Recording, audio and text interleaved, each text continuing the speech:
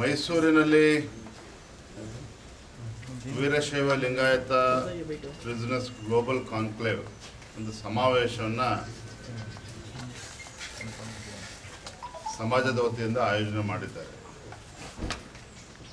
ಆ ಕಾರ್ಯಕ್ರಮದ ಸಮಾವೇಶದ ಉದ್ಘಾಟನಾ ಕಾರ್ಯಕ್ರಮ ಈಗ ನಿಮಿತ್ತ ಮೈಸೂರಿಗೆ ಬಂದಿದ್ದಾರೆ. ಮೈಸೂರಿಗೆ ಬಂದಾಗ ಮಠಕ್ಕೆ ಭೇಟಿ ಕೊಟ್ಟು ಪರಮ ಪೂಜ್ಯರ ಒಂದು ಆಶೀರ್ವಾದನ ಪಡೆದುಕೊಂಡು ಹೋಗ್ತಕ್ಕಂಥದ್ದು ಇನ್ನೊಂದು ಕೂಡ ತಂದೆಯವರು ಕೂಡ ಮಾಡ್ಕೊಂಡು ಬಂದಿದ್ದಾರೆ. ನಾನು ಕೂಡ ಪೂಜ್ಯ ಸ್ವಾಮೀಜಿಯವ್ರನ್ನ ಭೇಟಿ ಮಾಡಿ ಅವರ ಆಶೀರ್ವಾದ ಹಾಗೂ ಮಾರ್ಗದರ್ಶನ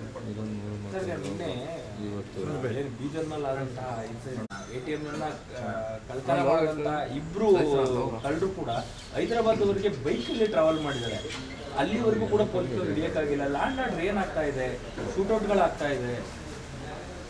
ಕಳೆದ ಕೆಲವು ದಿನಗಳಿಂದ ನಡೀತಾ ಇರ್ತಕ್ಕಂಥ ಘಟನೆಯನ್ನು ನೀವು ಮೆಲುಕು ಹಾಕೋದಾದರೆ, ಮೊನ್ನೆ ಗುಲ್ಬರ್ಗಾದಲ್ಲಿ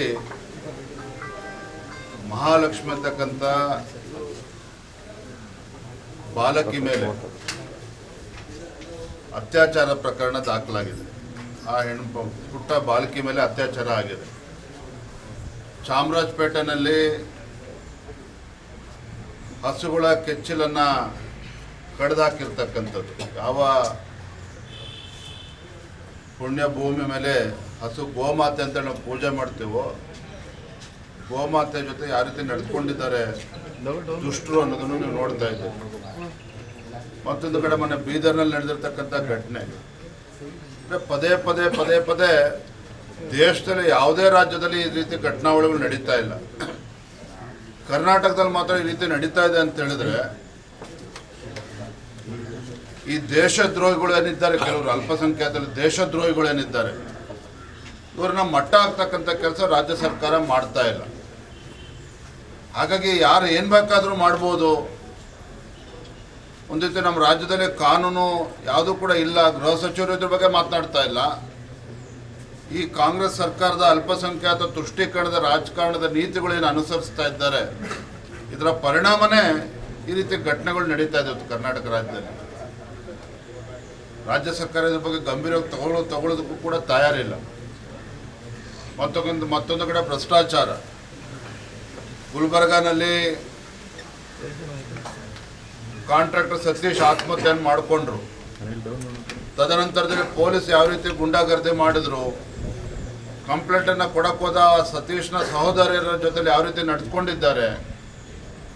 ಈಗ ನಾವು ಭಾರತೀಯ ಜನತಾ ಪಾರ್ಟಿ ಹೋರಾಟ ಮಾಡಿದ್ವಿ ಅಂತೇಳಿ ಅವನ್ನ ಯಾರೋ ಕಾಂಗ್ರೆಸ್ ಪುಡಾರಿ ಇದ್ರು, ಅವ್ನ ಅರೆಸ್ಟ್ ಮಾಡಿ ಅವ್ರನ್ನ ರಾಜಾತಿಥ್ಯ ಕೊಡ್ತಾ ಇದ್ದಾರೆ. ಎಲ್ಲೋ ಒಂದು ಕಡೆ ಸಿದ್ದರಾಮಯ್ಯನವರ ಸರ್ಕಾರ ಅಭಿವೃದ್ಧಿ ಬಗ್ಗೆ ಚಕಾರವನ್ನು ಕೂಡ ಎತ್ತಾ ಇಲ್ಲ. ಅಭಿವೃದ್ಧಿ ಬಗ್ಗೆ ಮಾತನಾಡ್ತಾ ಇಲ್ಲ ಸರ್ಕಾರ ಬಂದ ಮೇಲೆ. ಕಳೆದ 2 ವರ್ಷದಲ್ಲಿ ನಾನೇ ಕೇಳ್ತೇನೆ, ಹಿಂದೆ ಯಡಿಯೂರಪ್ಪನವರು ಮುಖ್ಯಮಂತ್ರಿಗಳಿದ್ದಾಗ ಮೈಸೂರು ಜಿಲ್ಲೆಗೆ ಯಾವ ರೀತಿ ಆದ್ಯತೆಯನ್ನು ನೀಡಿದ್ರು, ಯಾವ ರೀತಿ ಅನುದಾನವನ್ನು ಕೊಟ್ಟಿದ್ರು. ಮೈಸೂರು ಜಿಲ್ಲೆಯ ಸರ್ವತೋನ್ಮುಖ ಅಭಿವೃದ್ಧಿಯ ದೃಷ್ಟಿಯಿಂದ ಸಾವಿರಾರು ಕೋಟಿ ಅನುದಾನವನ್ನು ಕೊಟ್ಟಿದ್ರು. ಸಿದ್ದರಾಮಯ್ಯನವರು ಎಷ್ಟು ಕೋಟಿ ಕೊಟ್ಟಿದ್ದಾರೆ ಮೈಸೂರು ಜಿಲ್ಲೆ ಅಭಿವೃದ್ಧಿಗೆ? ಅಂದರೆ ಅಭಿವೃದ್ಧಿಯ ಬಗ್ಗೆ ಚಿಂತನೆಯನ್ನು ಕೂಡ ಮಾಡದೇ ಇರತಕ್ಕಂಥ ಈ ರಾಜ್ಯ ಸರ್ಕಾರ, ಮುಖ್ಯಮಂತ್ರಿಗಳು ಸಿದ್ದರಾಮಯ್ಯನವರು ಇವತ್ತು ರೈತರು ಕೂಡ ಶಾಪ ಆಗ್ತಾ ಇದ್ದಾರೆ ಸರ್ಕಾರದ ಬಗ್ಗೆ. ಮತ್ತೊಂದು ಕಡೆ ಸಿದ್ದರಾಮಯ್ಯನವರ ಬುದ್ಧಿವಂತಿಕೆ ಇದೆಯಲ್ಲ,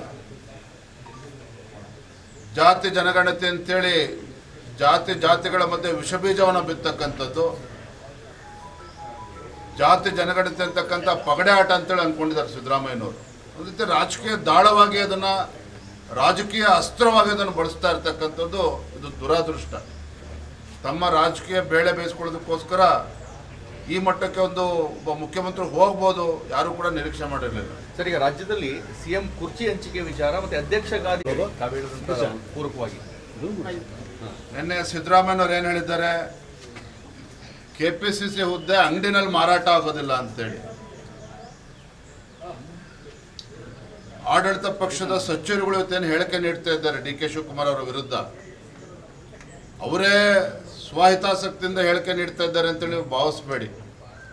ಎಲ್ಲೋ ಒಂದು ಕಡೆ ಒಬ್ಬ ಅನುಭವಿ ಮುಖ್ಯಮಂತ್ರಿಗಳು ಏನಿದ್ದಾರೆ, ರಾಜಕೀಯ ಚಾಣಾಕ್ಷ ಸಿದ್ದರಾಮಯ್ಯನವರು ತಮ್ಮ ಅವಧಿ ಮುಗಿತಾ ಇದೆ, ಇನ್ನೇನು ತಮ್ಮ ಮುಖ್ಯಮಂತ್ರಿ ಸ್ಥಾನಕ್ಕೆ ರಾಜೀನಾಮೆ ಕೊಡ್ತಕ್ಕಂಥ ಸಮಯ ಸನ್ನಿಹಿತ ಆಗಿದೆ ಅಂಥೇಳಿ ಗೊತ್ತಾದ ಮೇಲೆ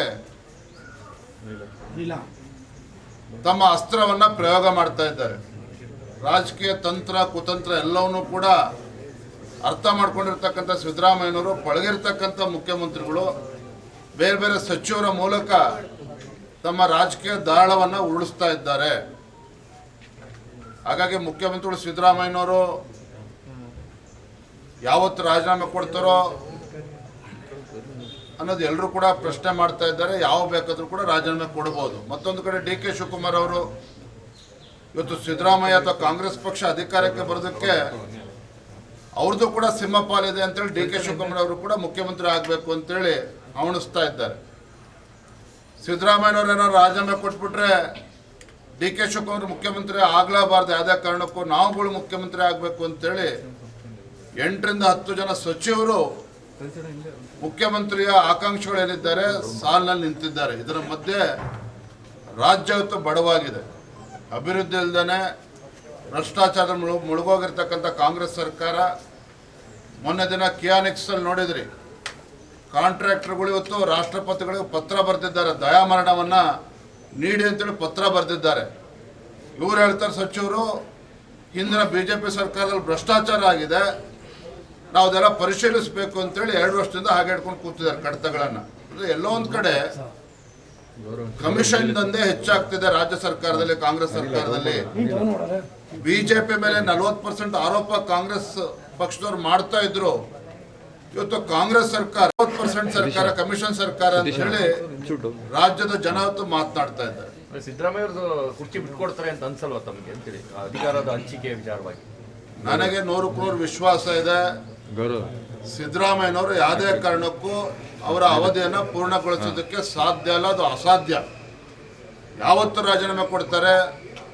ಅವರ ಯುದ್ಧ ಈಗಿನೂ ಪ್ರಾರಂಭ ಆಗಿದೆ, 15 ದಿನ ಆಗಿದೆ.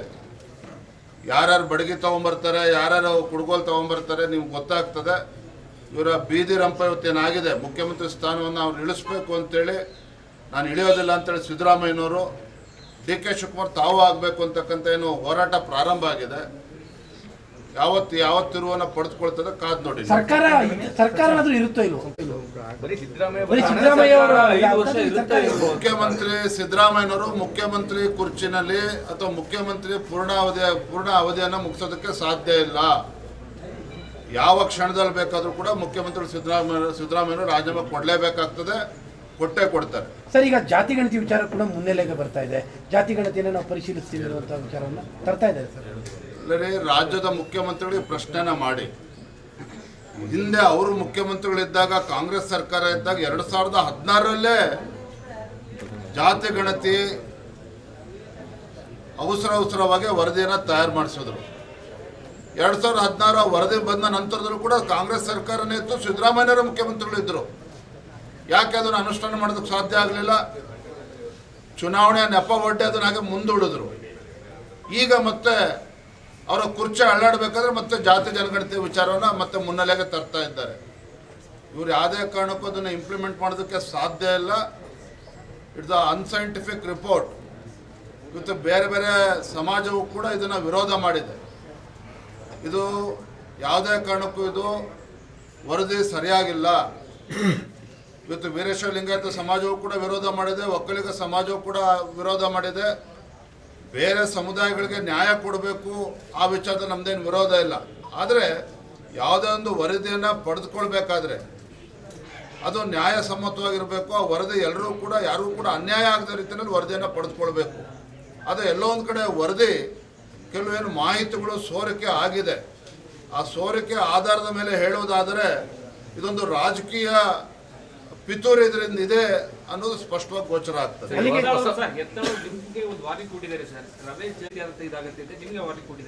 ತುಂಬಾ ಸಂತೋಷ. ಅವ್ರಿಗೆ ದೇವರು ಒಳ್ಳೇದು ಮಾಡಲಿ ಅಂತ ಬದಲಾಗುತ್ತೆ ಅನ್ನುವಂಥ ಚರ್ಚೆಗಳನ್ನ ನಿಮ್ಮ ಪಾರ್ಟಿಯವರೇ ಶುರು ಮಾಡಿದ್ದಾರೆ. ರಾಜ್ಯದ ಅಧ್ಯಕ್ಷನಾಗಿ 1 ವರ್ಷಗಳ ಕಾಲ ನಿರಂತರವಾಗಿ ಈ ಭ್ರಷ್ಟ ಕಾಂಗ್ರೆಸ್ ಸರ್ಕಾರದ ವಿರುದ್ಧ ಹೋರಾಟವನ್ನು ಮಾಡ್ಕೊಂಡು ಬಂದಿದ್ದೇವೆ. ಭಾರತೀಯ ಜನತಾ ಪಾರ್ಟಿ ನಮ್ಮೆಲ್ಲ ಕಾರ್ಯಕರ್ತರು ಸಹಕಾರ ನೀಡಿದ್ದಾರೆ.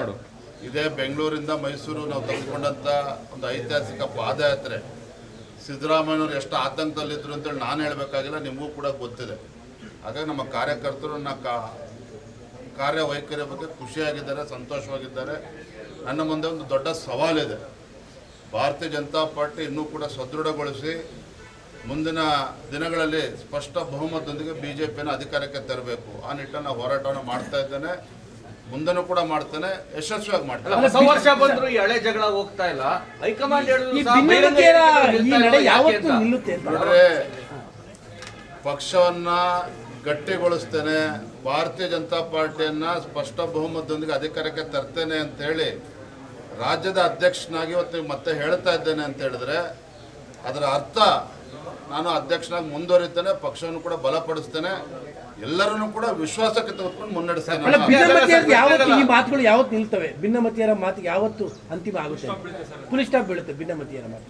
ಸದ್ಯದಲ್ಲೇ ಇದೆ ಎಲ್ಲದಕ್ಕೂ ಕೂಡ ಇತಿಶ್ರೀ ಯಾಕಂದ್ರೆ ಸರ್ ಕಾರ್ಯಕರ್ತರು ಹೇಳ್ತಾ ಇರುವಂತದ್ದು ಈ ರೀತಿ ಎರಡೆರಡು ಹೇಳಿಕೆಗಳು ಕೊಟ್ಟಾಗ ನಮಗೆ ಗೊಂದಲಾಟಿ ಮಾಡಿ ನಾನು ಕೂಡ ಒಪ್ಕೊಳ್ತೇನೆ. ಮೊನ್ನೆ ದಿನ ಕೊಪ್ಪಳದಲ್ಲಿ ಮಾತನಾಡಬೇಕಾದ್ರೆ ನಾನು ರಮೇಶ್ ಜಾರಕಿಹೊಳಿ ಬಗ್ಗೆ ಹೇಳ್ಬೇಕಾದ್ರೆ ಆ ಮಾತನ್ನೇ ಹೇಳಿರೋದು.